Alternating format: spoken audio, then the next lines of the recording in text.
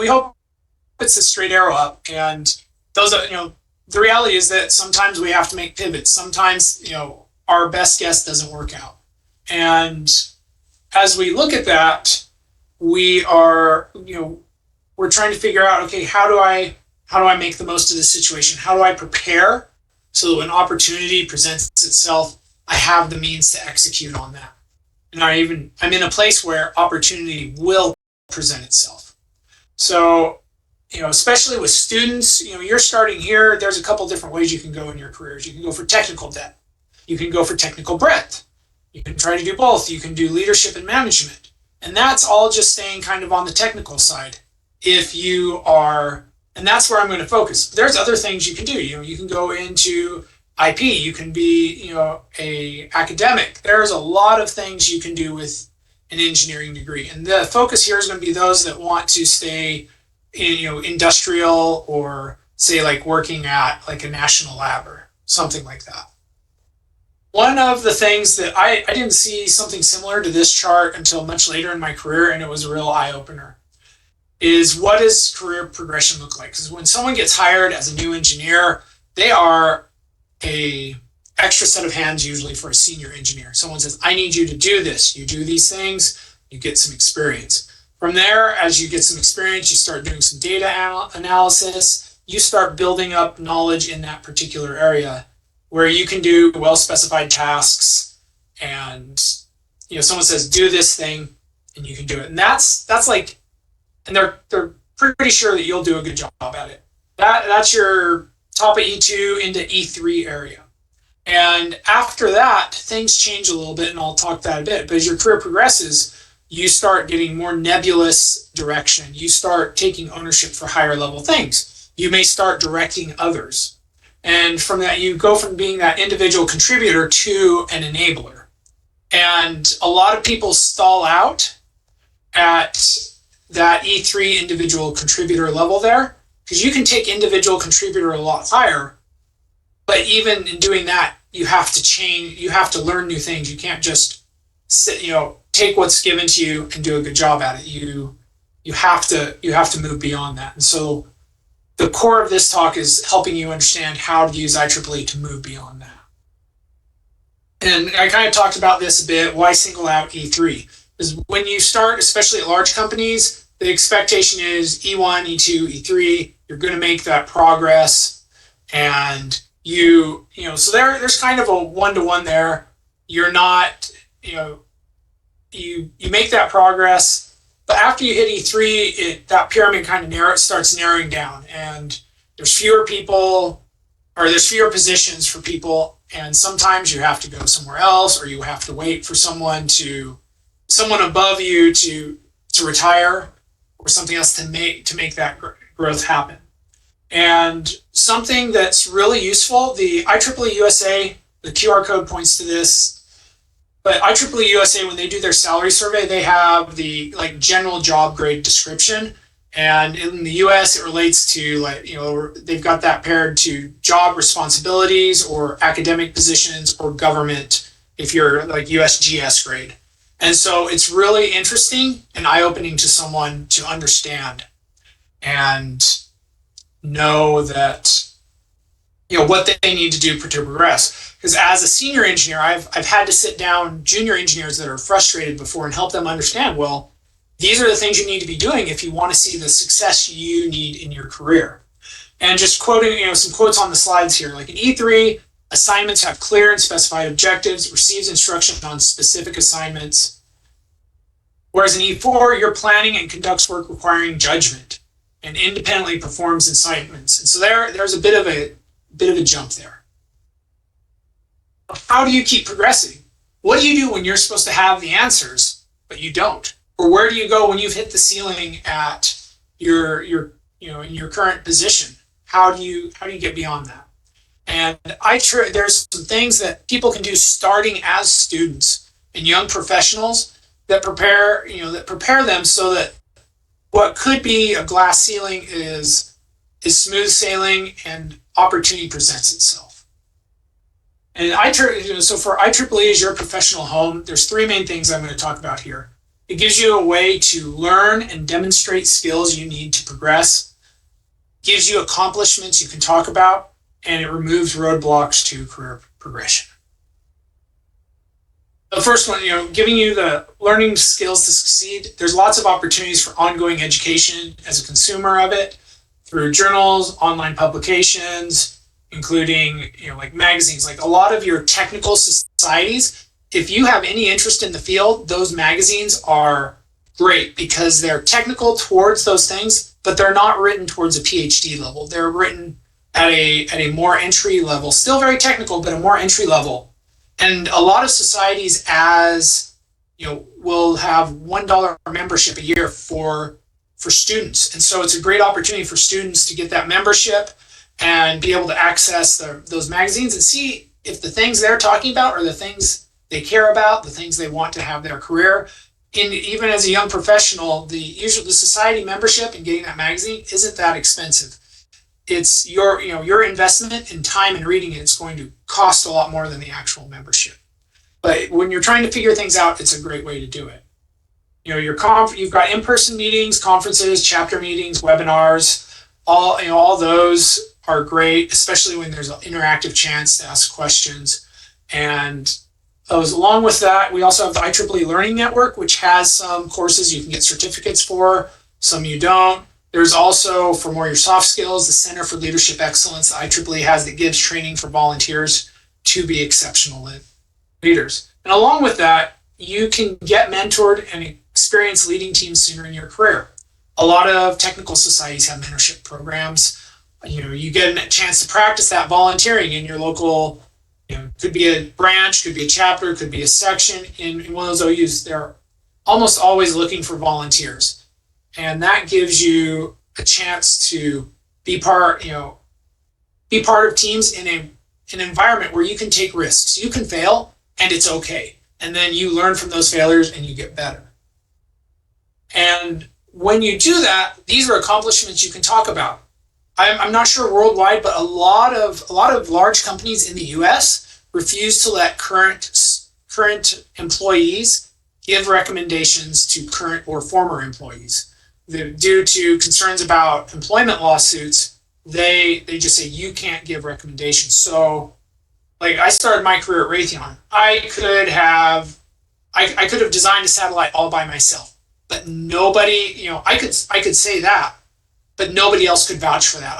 Nobody else could corroborate it.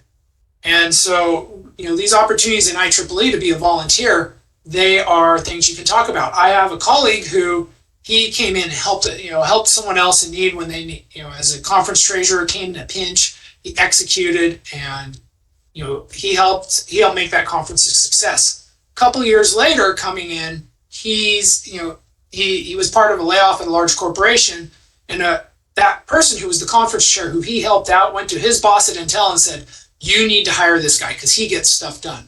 And he vouched for him. And so volunteering can set you apart from the crowd, showing you can organize, execute, and succeed. And you can have senior people in the community vouch for your ability to do things.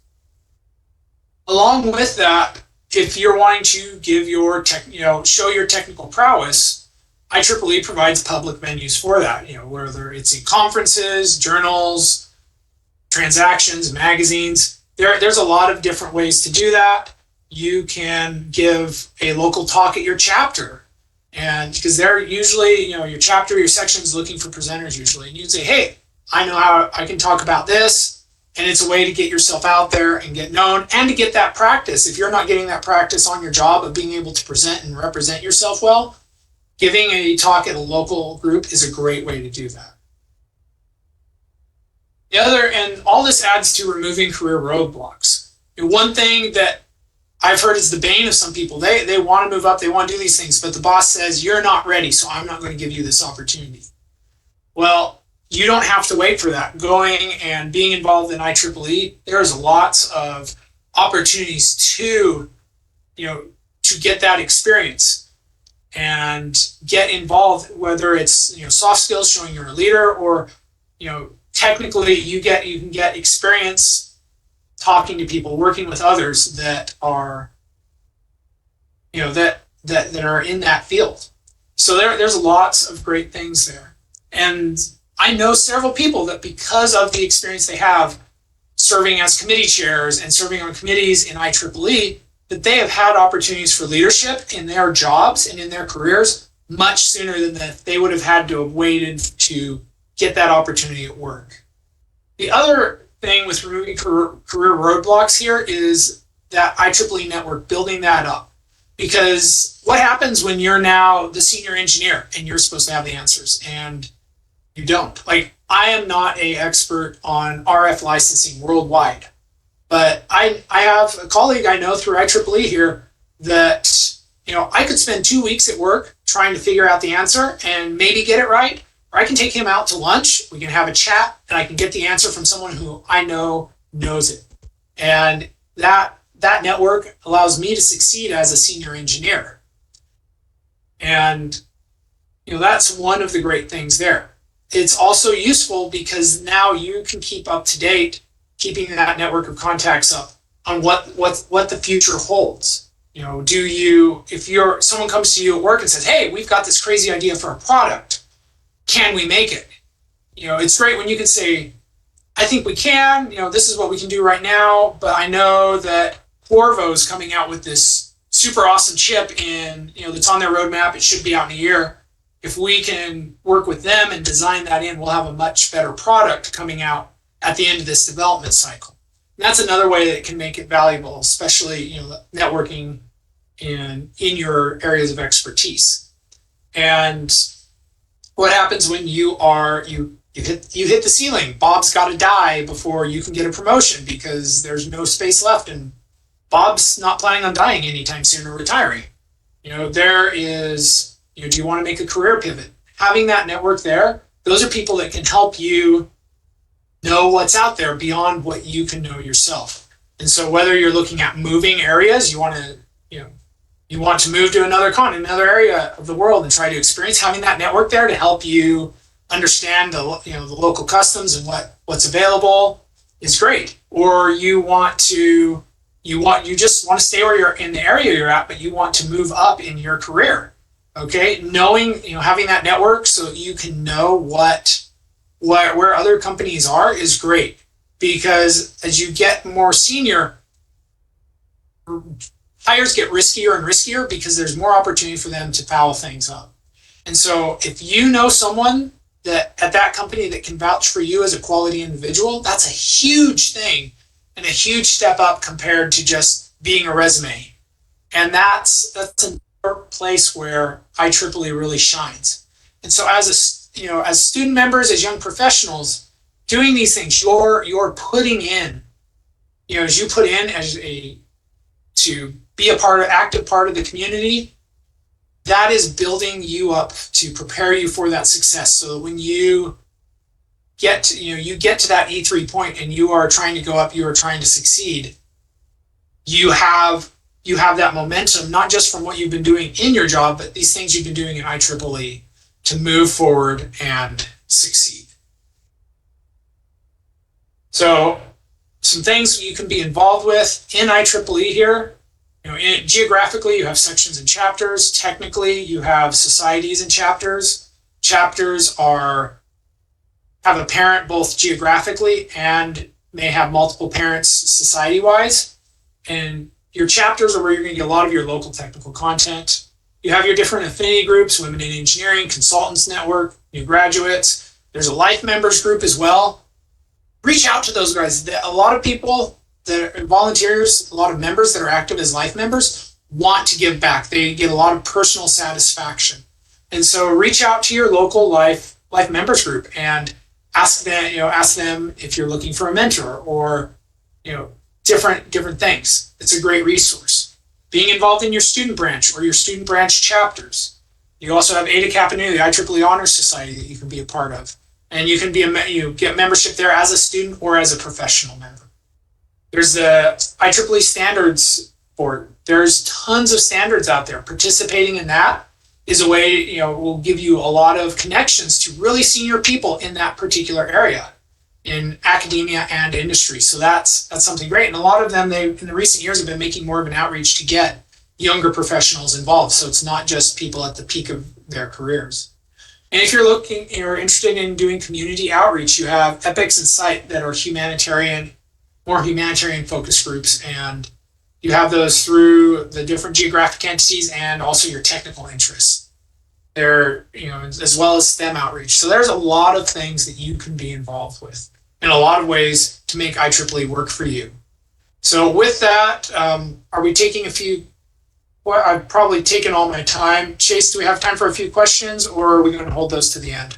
Yeah, let's have anybody that has relevant questions for Chad, put them in the chats as soon as you think of them. We'll make sure to loop back around at the end and allow for all of these questions and specific parts to be answered.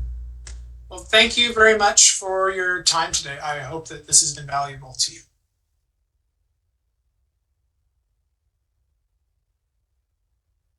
Awesome. Well, thank you so much, Chad. Next up, we have Amardeep with Benefits Student Member to Young Professional. Feel free to start whenever you're ready.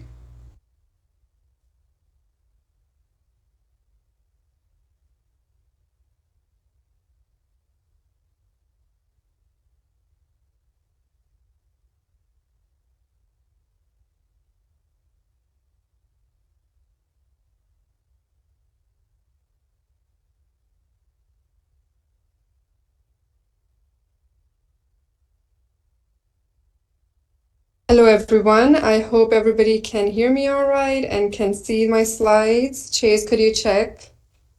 Everything looks great and sounds great. All right. Well, welcome, everyone. Thanks for joining us today. So I'm going to talk to you all about two specific things. I see that a lot of our attendees today are actually student branch counselors, which makes me very excited because I am a counselor myself for my own student branch at Southern Illinois University at Edwardsville. I am part of Region 5. I am former SAC chair for Region 5 and former section chair for St. Louis section. So the first thing that I want to talk to you all about is about benefits of kind of going from student membership to professional membership, but being an engaged young professional. So if you are attending this webinar live or are going through the recording, most likely you are one of our more active IEEE members, and then you would already be familiar with these benefits. So IEEE offers several venues and platforms that allows you to advance your technical knowledge and expertise in any STEM related fields through our technical, competitions, and of course your student branch activities, section activities. It also offers you a chance to give back to your scientific community, professional community, but also to work, for the benefit for all of humanity. And also, as Chad was also referring to this, that you work with your peers. So it's a no judgment environment for you to gain valuable skills that will kind of be very advantageous to you as you go out, search for that next step in your professional career, whether you're starting a new job or you're kind of trying to find the next challenge in your life. So by leading your peers, you gain confidence, communication skills, right? Communicating not just with your peers, but kind of people outside of your immediate network. IEEE offers you to expand your network, so beyond your campus community, beyond your company, if you're already working. And it allows you to kind of already have a home anywhere you go in the world. So, you may need to move for that perfect job opportunity or other life circumstances, but you always know that you can find your IEEE local section meetings, right? And that allows you to kind of have that network already established no matter wherever you go in the world.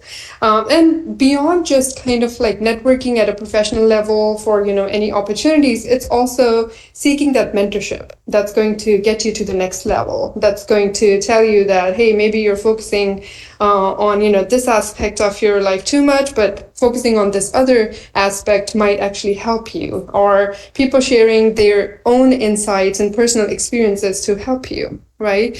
And of course, through your active engagement with IEEE, you grow your personal skills and experiences. But most importantly, you have fun while you're going through that experience, right? And you make lifelong friends. So I probably have more friends through IEEE than any other avenue in my life, because my IEEE friends kind of, allow me to geek out at the things that I find interesting, right? Because they find the same things interesting. So it's my kind of home away from home always. So I'm going to share this video with you, and I'm going to drop a link in the chat as well, if I can. Just in case it's not working. So let me do that real quick before I start playing. We did test it. So what I love about So Chase, could you do another check? Yeah, I could hear that pretty fine. I think it should be Alright. good. All right then, but I will drop that link once I get out of the share mode, I think. Until then, I won't be able to access chat, just in case it's not working.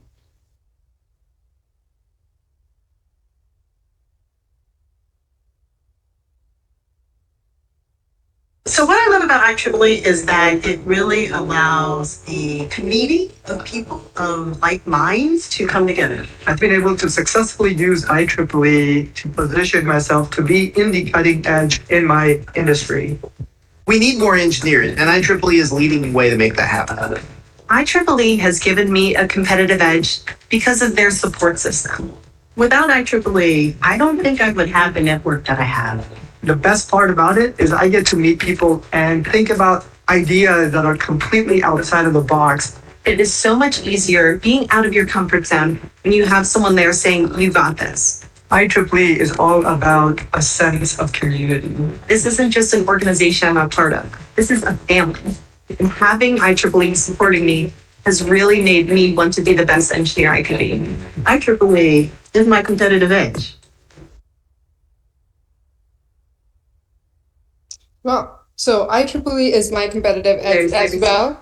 So as I mentioned, okay, let me right here. So as I mentioned, so I have served at section leadership, region leadership, still actively involved. I started my journey as a student member and then continued being an active member when I was a young professional member, but even now when I'm not so young a professional member. So how is IEEE your competitive edge? Well, you get to connect with 120,000, more than 120,000 of your peers that are young professional members, more than 450,000 technology and engineering professional members, and some of those 450,000 people are, there for you to be your members, to be your mentors, right? To guide you through your professional careers, those hard choices you may need to make, and then the questions you may not ask your peers at your company, right? So you need someone to kind of give you a neutral, unbiased advice on things, right? And beyond just the networking opportunities that offer a ton of advantages to you, IEEE also at section levels and at regional levels as well offer professional development and continuing education activities for credit. So those of you who have already done internships or have already started your professional careers would know this, that some companies require you to, well, I think most of the STEM related careers need that you continually educate yourself and kind of be abreast of what's current and recent and advanced in your field. So professional development and continuing education activities are related to those. So they're specific to your fields of expertise, but you get credit for that. So you get digital certificates, or you can request kind of like a PDF certificate for those credit hours, and those count towards your annual evaluations at your companies. And then, Chad referred to this, we saw in the video as well, and even personally, I can vouch for this, that the biggest advantage that I've had is just having a network, having a support group through IEEE for various different things.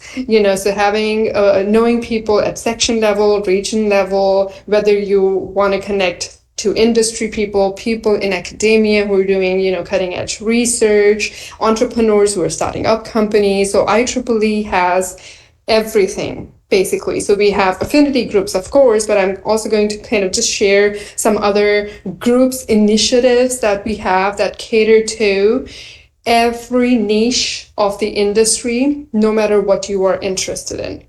Right, so IEEE is your home away from home, right? This is where you find your professional mentors to get that guidance to get to the next professional step. This is where you find your next exciting opportunities. My current job actually came because one of my IEEE peers recommended that I apply to where they were working. Right, and beyond just technical and scientific, interests that we have, a lot of us connect to giving back to our human community. So we connect with a lot of social causes. So IEEE has a lot of groups that actually specifically for social causes. So you find your group that relate to your social cause here. And of course, this is where you find your competitive edge through being actively involved in a lot of platforms, avenues, and opportunities that IEEE has to offer. For those of you who are just starting out, or for student members who are going to graduate soon, so one of the great resources that you can use is IEEE Job Site, where you can build your resume. It has Resume Builder. You can search for new positions.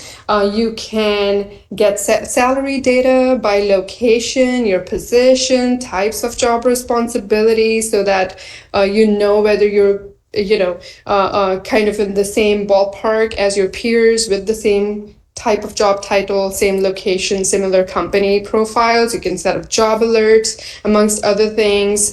And of course, so most of the companies that advertise through jobs.ieee.org, they are already they host a lot of IEEE members as their kind of company people. So if you are going to these companies, again, you will have a home away from home. Another resource that not a whole lot of IEEE members take advantage of is Google Apps. So as part of IEEE membership, we, including student members, actually get email addresses that are at IEEE.org. So if you have ever wondered where did people get that? Well, you're all eligible. If you're an IEEE member, you can go to IEEE.org membership, search under products, Google, and you just you set up your IEEE.org email address. So for already professional members, this is a great way to separate your work, personal, and other professional responsibilities. So I use my IEEE.org email address specifically for my off-campus service activities. So of course, IEEE activities, but also I'm part of other organizations. So this way, I can keep things separate, organized, right? But for our student members, this is a great way to have a professional email address. Once you're out of school, your school email ID is not going to work. So when you're searching for jobs, applying online, giving that email address on your resumes, so the IEEE.org email address is going to be great for that, right? Because it will work even after you've graduated. And for those of us who are affiliated with Student Branch, so if you are a Student Branch officer or branch advisors, counselors, your student branches can also apply for an alias at IEEE.org email address that they can use. So that way, basically, you don't have to rely on officer email addresses, because when officers graduate, if those emails are not updated right away, right, so that could create communications gap. So your student branches can apply for an alias email to keep those communications going. And as I was mentioning, so IEEE is not just about networking, being part of, technical competitions. It's way more than that. So we have affinity groups like Women in Engineering, or we have IEEE Humanitarian Technologies Board. We have special interest group on humanitarian technology, so technology to benefit, humanity.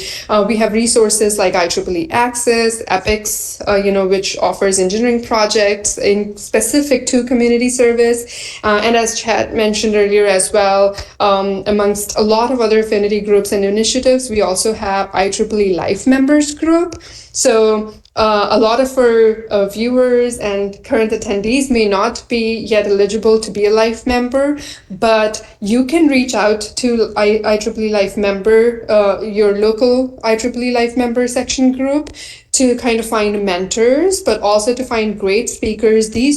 Life members are some of our more engaging members, so they're always game for coming to your events and sharing their expertise, right? So they have a lot of technical, academic, industrial, scientific knowledge behind them, because these are more experienced of our IEEE members. So don't ignore the IEEE Life members just because you're not eligible yet, right? So this is a great resource, so I will highly encourage you to use it.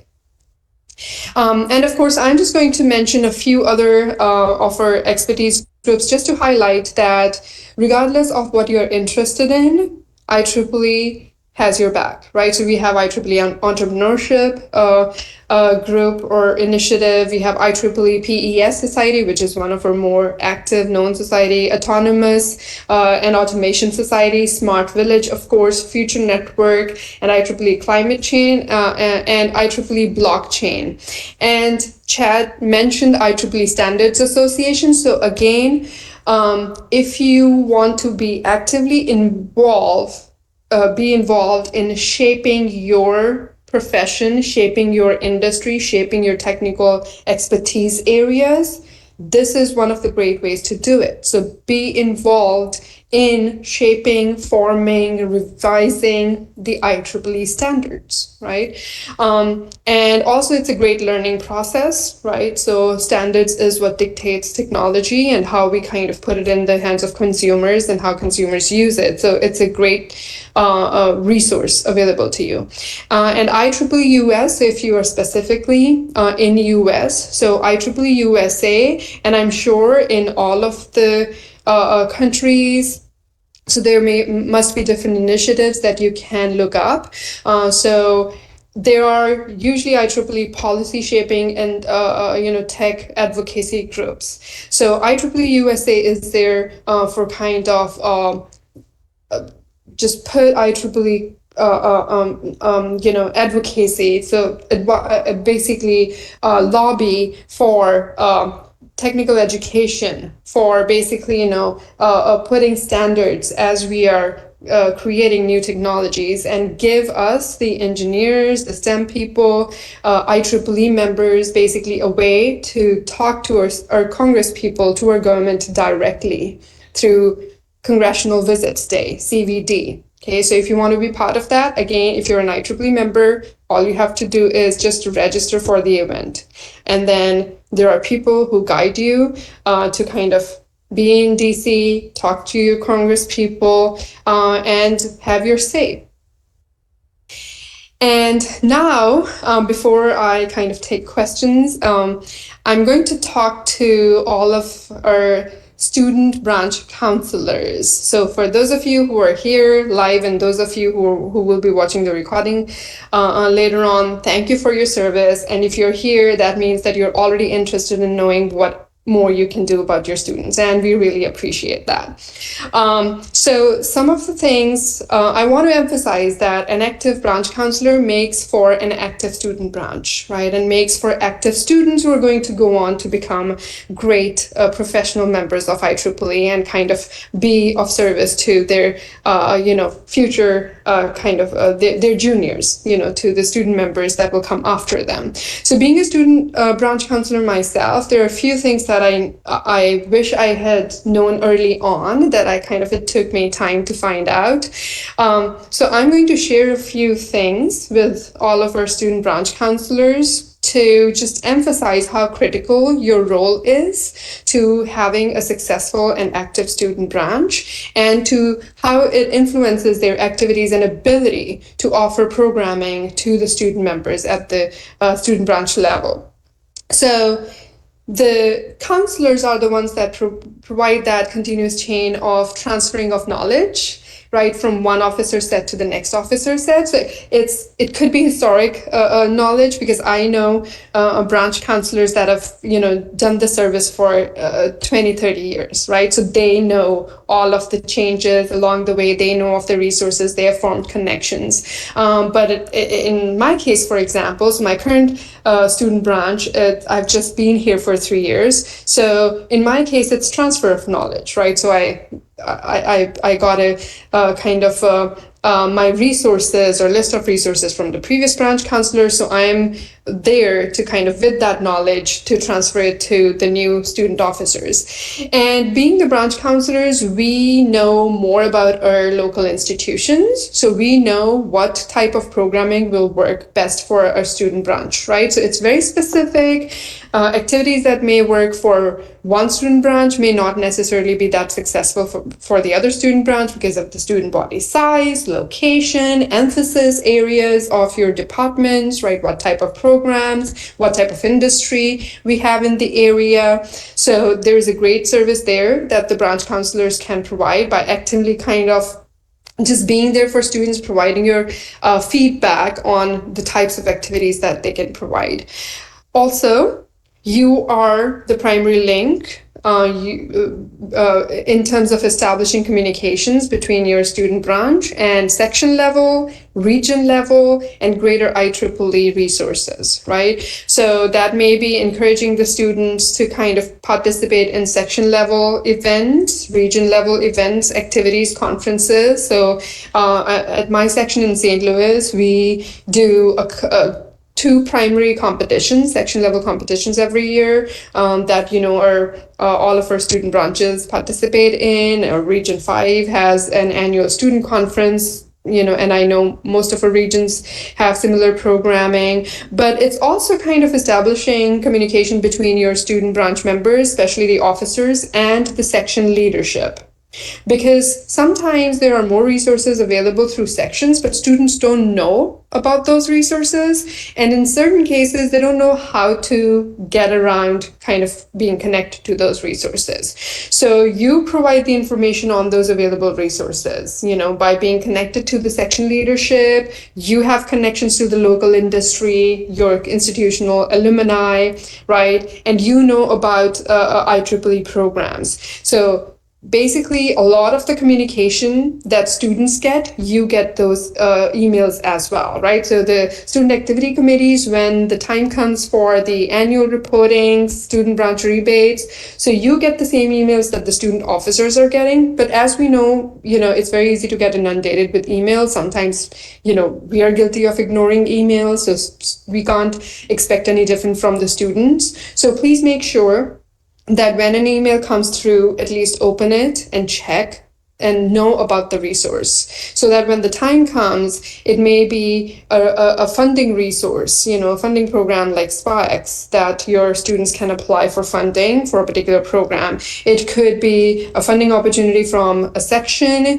It could be a competition that's worldwide, like IEEE Extreme, or a section level competition. So all you have to do is communicate the information that you're receiving to your students, because they are more likely to open the email from you, right? And then they're more likely to basically engage with those resources if you share them, because they're coming from a trusted and known source. And finally, the three primary things that you should be doing, if you didn't know, so this is a thing.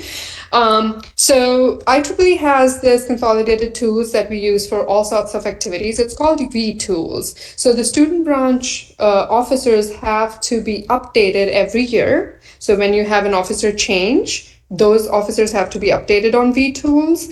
If they are keeping the same for the next term, so make sure that their term dates get updated. Branch counselors need to be on there. And then any activities and events that they're performing, those need to be updated on vTools as well. The reason being, if your student branch is really active, but those activities are not getting reported to IEEE, they're missing on their IEEE annual rebate, part of which is a base rate, part of it is based on how many members there are in that student branch. So depending upon your student branch size, it could be a lot of money. So for my student branch, it's a small school. So we have a very small branch, but even for us, we get enough money to support at least 2 activities every year.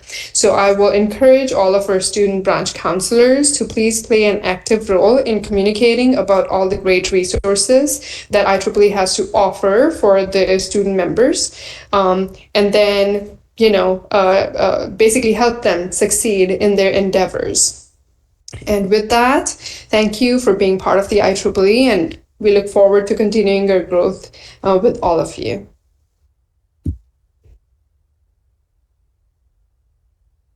Awesome. Thank you so much, Amardeep. Next, we have Craig Scratchley. Right again, just let me know when you're ready and we can get right going. I'm here and you can hear me, I guess. I think you can. So, I'm Craig Scratchley. I'm a professional engineer and teach at the School of Engineering Science at Simon Fraser University in Greater Vancouver, Canada. So Amardeep was mentioning that I think she's a counselor at her institution, and I think she mentioned it's a bit of a smaller institution or a small student branch. So Simon Fraser University, where I teach and where I'm the branch counselor, in Canada, it's like, I guess, a medium-sized university, medium-sized institution. But we have a number of campuses in Greater Vancouver. I'm at the Burnaby campus, which is our oldest, the original and largest campus, but we now have campuses in downtown Vancouver, and our newest campus is across the river in a municipality called Surrey. In the Surrey campus in particular, there's a new School of Engineering called Sustainable Energy Sustainable Energy Engineering School, the SEE or C School. And one of the things that I think about as the branch counselor for the university is, how do we involve those IEEE members and those students who maybe are not yet IEEE members who are at another campus of the university. So I'm going to share a few web pages with you. I'm going to talk about how we've had some experience at my university in engaging students from across the university and faculty members from across the university in the IEEE student activities. So just give me a moment while I share here. And share. Okay, good. So the new school of engineering that's in my university is called the School of Sustainable Energy Engineering, and so they're pretty new. They've been around for a couple years now. They're in a brand new building across the river, as I said, in a municipality called Surrey. And so they recently held their graduate student research conference. It was held about a month ago, May 10th. And so this is the little advertisement for that graduate student research conference. So the IEEE student branch asked if we could attend, and we held we had a little table with information about the IEEE, and were able to speak with a lot of their students and other people at that campus of the university, including some faculty members.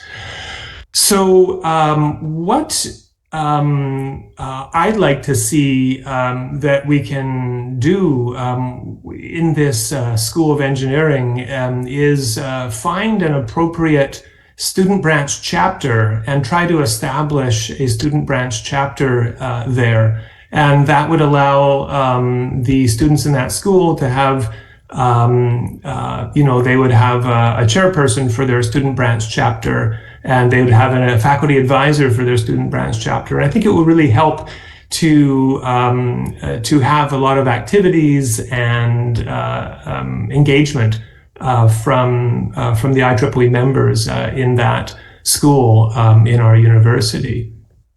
So we've done this before at SFU. We have a branch chapter for the IEEE Ultrasonics, Ferroelectrics, and Frequency Control Society as one of the student branch chapters that we currently have at Simon Fraser University. So this student branch chapter, it is actually most, if not all, the members are in the chemistry department in the Faculty of Science at my university. So I'm in a school, as I mentioned earlier, I'm in a school called Engineering Science. We're sort of a high-tech engineering school, so we do computer engineering, electronics engineering, biomedical engineering, and sort of a number of other sort of high-tech areas in engineering. But when I first became the branch counselor, I wasn't even aware that we had members in the chemistry department. But I did find out, and we formed a student branch chapter there with those IEEE members in the chemistry department, and they're all involved in ferroelectrics and active. They're faculty advisors active in the Ultrasonics, Ferroelectrics, and Frequency Control Society. So it was natural to set up a student branch chapter there. So this was a photograph of one of the distinguished lecturers that had lectured to the student branch chapter. And so I think, let me see, this particular picture is, well, these pictures are of those IEEE members in the chemistry department who are part of the student branch chapter, and one of their invited speakers who came in and spoke. And that was about a year ago, May 2023, that this particular photograph was taken. So that's been working out really well. I was I've been the student branch counselor as we formed two student branch chapters at my university. So let me see if I can go on to the next slide here. If you want to form an IEEE student branch chapter, you can go to a web page on the IEEE website where you can, is called, I guess the web page is for Formations and Petitions. And partway down that page, maybe 2/3 the way down the page or so, there's information on how to petition to form an IEEE student branch chapter. So let me see. So there will need to be a student member who would be the organizer of that student branch chapter, and they maybe together with a potential advisor can get the ball rolling. Now, once the process starts in creating a student branch chapter, then the student branch counselor, myself, for the case of my university, needs to be involved and to endorse the petition to start the student branch chapter. Now, also, you would need to find an advisor for that student branch chapter, and that advisor would be a faculty member and also an active member of the society or council involved in the formation of the student branch chapter. So in the example that I'll be showing you, this was for the Ultrasonics, Ferroelectrics, and Frequency Control Society. And we did have at least one active faculty member in the Department of Chemistry in the faculty of science at my university, and so that faculty member became the advisor for that student branch chapter. Now, the next step, I guess, is that you need to find a collection more of student members who would join the petition to start the student branch chapter. And so I think you need maybe a total of 6 active student members. They can be student or graduate student members, but 6 active student members who would petition to start the student branch chapter. And then lastly, there would be some approvals for the formation of the student branch chapter. So the region director would approve, the regional student activities chair would approve, and every student branch chapter needs to belong to at least one society or council. And so you would have the society or council president for each student, the president for each society or council that's involved in that forming student branch chapter. So that's sort of the process. You can read about it on this IEEE webpage. Now, hopefully I can, go to the next page here. So this is, I have now logged in to the sort of petition website on the, at IEEE. And so we do have 2 student branch chapters at Simon Fraser University at the moment. One of them is a bit older, and I think it might have been more of a paper-based process that we used to start our original student branch chapter. But we then had this newer student branch chapter at Simon Fraser University. This was the one for UFFC Society. And so we formed that in the spring of 2018, so I guess about 6 years ago. So I can, because I was the student branch counselor, I needed to be involved in the formation of the student branch chapter. And so you can see here that this is elements of the petition that I still have access to on the website. In this case of this particular student branch chapter, it was just under one society, the UFFC Society, and it was being formed at our university, Simon Fraser University. There is a questionnaire that was filled in, so the student organizer perhaps would be the one to answer these questionnaire questions, and asking about, how and when elections would take place for the officers of the student branch chapter, what activities are planned for the student branch chapter, and then what are the plans to keep the chapter active, and a few other questions.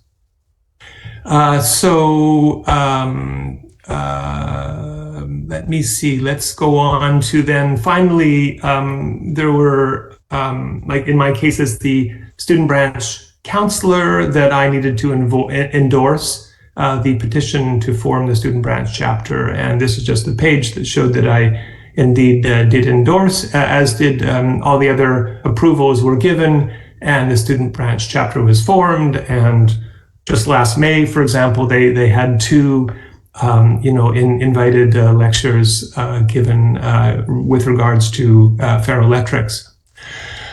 So now I just wanted to mention some of the other advantages of forming a student branch chapter. So I think I had indicated early on that it can be useful in maybe a larger institution where there are multiple campuses, maybe multiple buildings in given campuses and multiple faculties with their own departments. That IEEE members may be spread all across the institution, and it's hard to keep everyone involved if you're not careful. Yeah, it'd be easy to lose some of your members lose sight of some of your members in the institution. So at Simon Fraser University, we have IEEE members in chemistry. We have, of course, IEEE members in like my School of Engineering Science and in Sustainable Energy Engineering. Also on our Surrey campus, we have a School of Mechatronics, and they have IEEE members.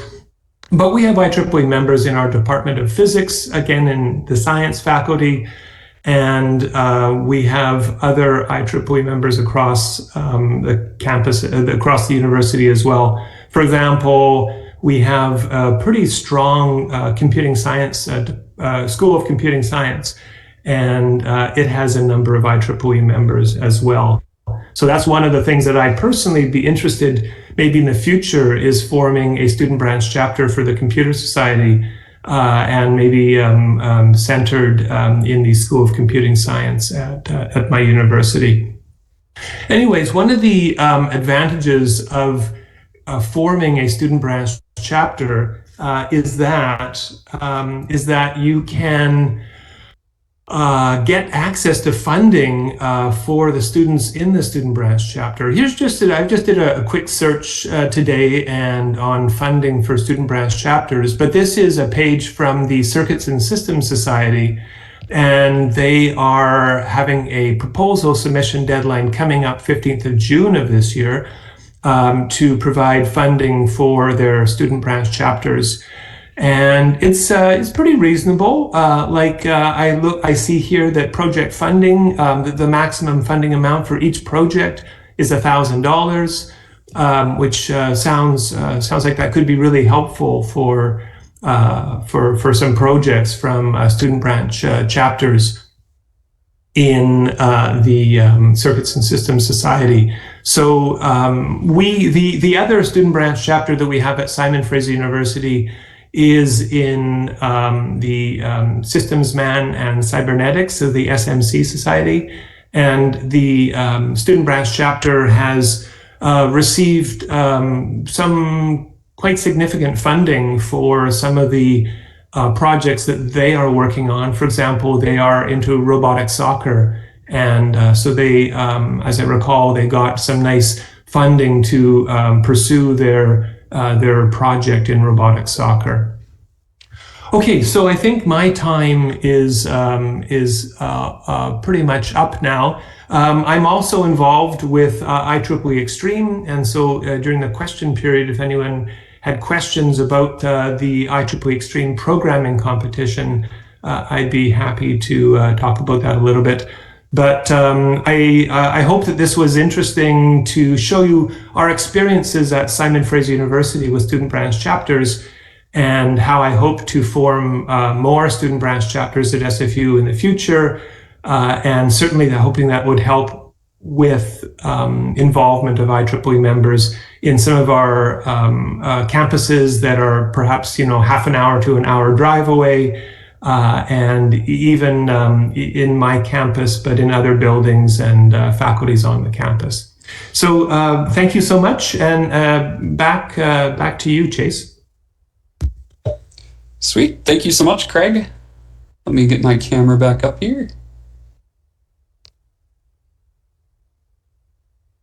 Awesome. So, moving into talking about transients and really a student's perspective on how things are going at my branch, how I've communicated with others, and really how I'm feeling about it and what messages I want to push on with that. So starting off, I just graduated in my master's in electrical and computer engineering from the University of Minnesota. I'm really excited. Of course, there's a lot of nerves going through. There's a lot of emotions and stuff, but I think it's going to be great. During my time at the U, I had the privilege of running my student branch for just about 3 years. I was held the position of chair for one of those years, and I'll be able to talk more about that as we go forward. And truth be told, believe it or not, I learned quite a lot throughout that time. Not only did it help me get more involved in other student groups and other collaborative events, it helped me reach more professors for research opportunities for my friends and myself, and also it helped me acquire a gainful employment at Hewlett-Packard Enterprise through my experience with my IEEE student chapter. Now, of course, I understand there's a lot of individual responsibility as we navigate through these steps, and every branch is going to be unique and specific to our own, but I hope these messages I'm going to be talking about can still resonate. So, we succeeded a lot at our branch because of our independence, and I want to get into that more as well. But we had a very trusting branch advisor. They understood that we had a prerogative, we had people we wanted to benefit from, we had funding, an expected goal, and we tried to execute it. So this alone had given me a lot of courage being part of an organization like this, whether it be IEEE or the branch itself. Now, these immediate branch-specific opportunities were great, but this is a story that caters to, existing students. Someone like me that's moving into the young professional space might need a different perspective. People that are students, they understand their benefits in IEEE, but maybe not how they can translate that to post-career growth. What really needs to come into play is how we can provide benefits for rocketing our students into the world and understanding their benefits and why they should stick with IEEE through this transient. I would like to take a second to borrow some words from one of my favorite creators. You may know them, 3 Blue, 1 Brown. They're a very prominent science and mathematics educator, and for his college's commencement speech this year, he had some pretty interesting points that I like to share. So, quoting, "I don't know if you've felt it yet, but today marks a day in your life when a fundamental goal changes. When you're a student, the fundamental goal is to grow and learn to become better. So many institutions and structures around you are there to support you in growing, learning, and getting better, and to reward you for doing so. But in life after college, the goal changes just a little bit. Success hinges on how effectively you're able to add value to others. These aren't at odds with each other, though. In fact, they go hand in hand. You're in a much better position to make a difference if you're armed with expertise and if you spend your life honing that expertise. But there's a difference between personal growth being the end in and of itself versus being the means to an end."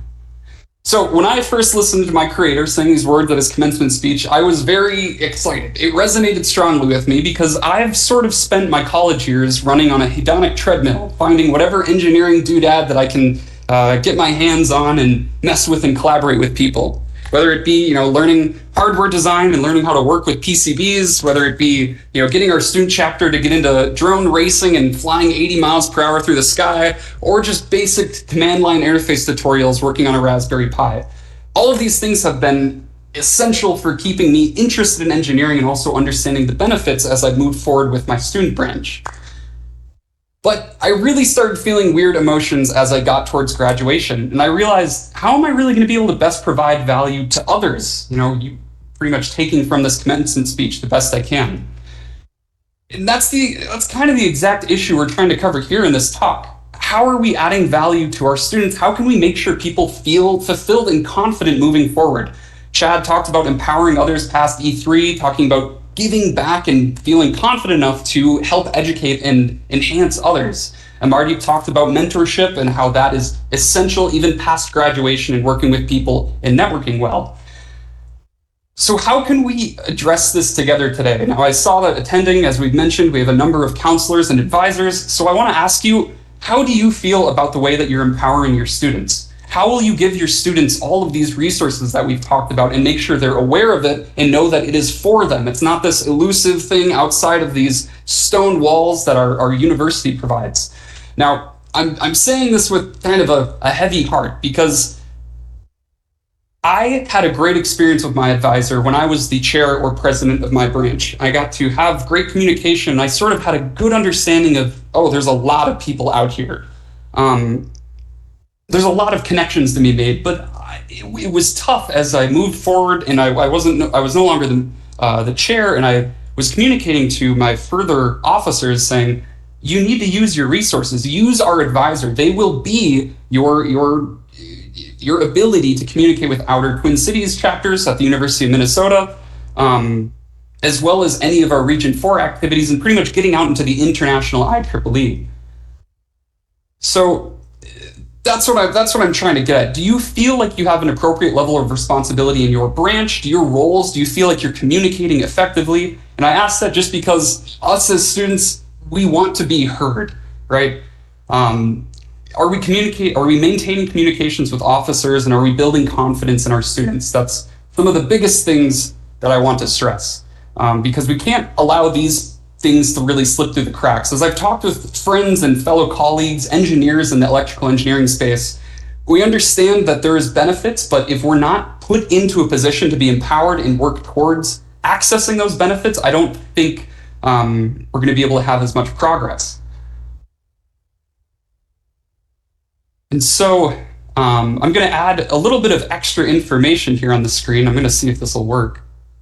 Did it work? It did. Perfect. So this is a little obnoxious, but here are some important retention informations across regions and across time. You can see starting here, and we got a lot of people, but over, oh no, is it cropped out? Ah, nuts. Maybe I'll share this in the chat. That's sort of annoying that it got cropped. But basically, we're seeing that retention is something that's really important to the success of IEEE. If our students don't understand how they'll see themselves in 5, 10 years with IEEE, having a professional home, having career growth be in this domain, are we really going to be able to see a good growth of our students in industry those next 5 years? What I want to ask is, how do you see yourself playing as a responsible actor in this whole equation? And how are you communicating with your students to help them in sort of this transient period and helping them get into industry, having the most effective strategies and the best networking tools? I know one of the common things all of us engineers hear, it's like, you could be the best engineer, but if you don't have connections, what are you going to do? And then people get mad. They say, where do I get these connections? So I just talk to people? Well, no, use your school, use your IEEE resources, figure out the best way to get the best people for your actions. Like Chad was talking about, go have lunch with somebody in industry. Just because they're in industry and you're in school, tell your students, like, reach out to people, go on LinkedIn, have a time to really learn the most you can. I don't want to push it any longer because I know we're over time, but hopefully those words resonate and that gets the best of it. I see there was a lot in the chat, so maybe I'm going to take a second to read the chat. Does anybody have, Chad, Mardeep, or Craig, do you guys see any questions that you might want to answer out loud while I'm doing some reading? So, Chase, thanks for your comments. One thing that I wanted to mention that I forgot during my talk is a lot of schools, there's the IEEE Student Club that members participate in, and we think of that as synonymous with the student branch. Those people that are participating but aren't members, they're missing out on those member benefits. And hopefully, by helping people see, the benefit that not just participating in student member or the student club, but being an IEEE member is, we can get more of those people to become members, not just those that are the officers on the book. And I think that that's good as well when going and talking to others for, all the things that people have mentioned, whether it's advisor, looking at graduate advisors or trying to get people in to talk, because there's a lot of discussion there about how to get good things for your student branch. And one thing that I'm going to share here that I learned as a Boy Scout leader. As a Boy Scout leader, I'm not there to run the whole program and do everything. I'm there to mentor the boys to be able to create the program and get that experience leading. And so if you're feeling a little burnout possibly as a student branch advisor, step back a little bit and say, okay, am I trying to do everything for the students, or am I empowering the students? And if you're not sure what that means or what the difference is, look me up afterwards. I'm happy to have a chat with you to discuss how to do that, so that you're able to not just help the students get a good program, but help the students learn how to give themselves a good program as well. Thanks for that. That resonates well as well. It's about, teach someone to fish. That's the goal.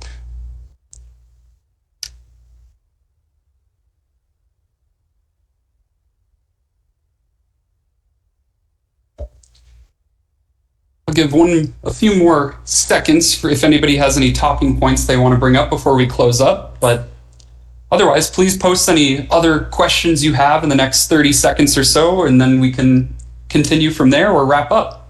So one other thing relating to student branch activities, if you're not sure, if you're looking for ideas or trying to find things that have resonated with others, it might be good to reach out to your region student activities coordinator and see if they have few branches that are doing a good job, that have a high level of involvement, and reach out to their leaders or hear from that, to bring in ideas of things that are working well. Oftentimes regions, when they have their region area meetings, will invite student officers and student branch counselors to come. And that's a good place there again to solicit ideas and talk through things to, help make things successful.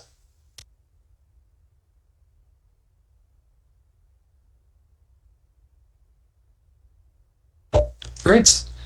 Well, if no other questions are coming in, I want to thank all of our participants and panelists for doing a great job and helping us out with communicating the student benefits. We'll be sending an email out with all material, whether it be media, PowerPoints, or videos, to all of our registered members, and I think that should be good. Sweet. Well, thank you all for attending. And have a great evening wherever you are, or good morning. Time zones are difficult. Thank you, everyone. Sweet.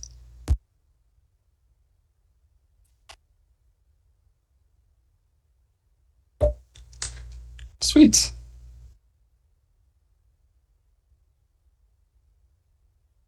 Okay, I just stopped the recording, so I think we're good. Thanks, Chase. Thanks, Chad, Amardeep, and Craig. Great job, guys. I think it's a good thing, and I'll edit the recording a little bit, put a title slide in, and an email for questions to come if people have questions. And It took me to realize I had my mic on mute. Yeah, exactly. So I'll do that probably if I can do it Sunday, because I had Monday for the Toronto for the meeting series. I'll try and get it done Sunday. If not, I'll be next week, the end of next week. So, Are you going to be at the board series, Mark? Yeah, I'll be there.